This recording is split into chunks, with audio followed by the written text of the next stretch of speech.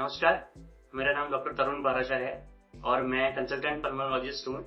Indus Jaipur hospital में। आज हम बात करेंगे खांसी के बारे में। खांसी एक प्रोटेक्टिव रिफ्लेक्स यानी कि शरीर की एक प्रतिवर्ती क्रिया है जो कि शरीर को बाहरी कुछ तत्वों से जो कि नुकसानदायक हो सकते हैं शरीर के लिए, उनसे बचाता है। अगर खांसी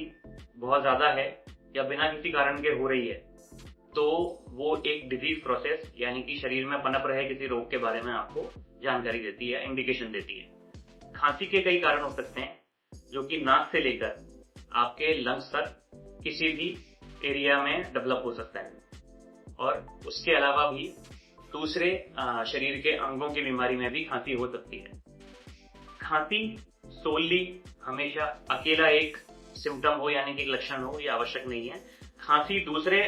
कई लक्षणों के साथ में भी हो सकती है जो कि बीमारी के बारे में और अधिक जानकारी देते हैं। खांसी अगर बुखार यानी कि फीवर के साथ में है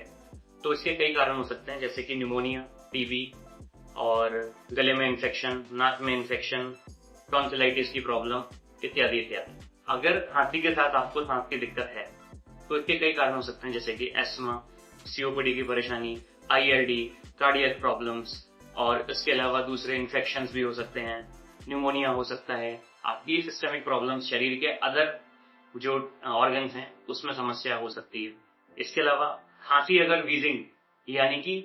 सांस में आने वाली चींटी जैसी आवाज के साथ में अगर हो रही है तो एक बहुत प्रोमिनेंट सिम्टम होता है एयरवे डिजीज का यानी कि एस्मा जैसी कंडीशन, सीओपीडी जैसी कंडीशन,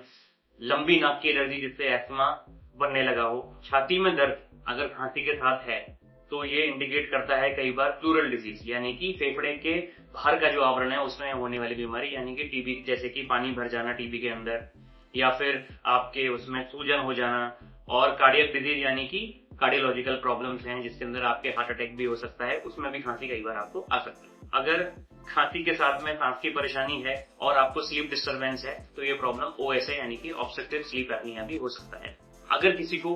खांसी के साथ खून आता है तो ये लक्षण टीबी, कैंसर, इन्फेक्शन और पिछले समय में कुछ हुए वायरल इन्फेक्शन की वजह से भी हो सकता है। खांसी अगर अक्यूट यानी कि कम समय के लिए है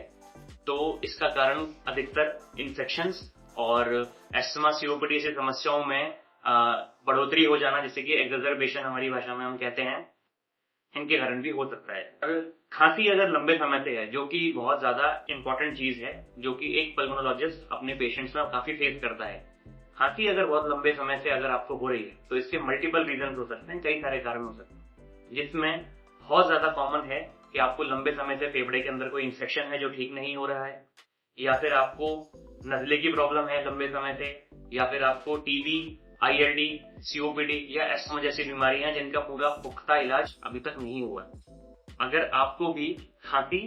या उसके साथ में होने वाले कोई लक्षण अगर आप फेस कर रहे हैं तो अपने चेस्ट फिजिशियन को जरूर दिखाएं। Stay safe and stay healthy. Thank you very much.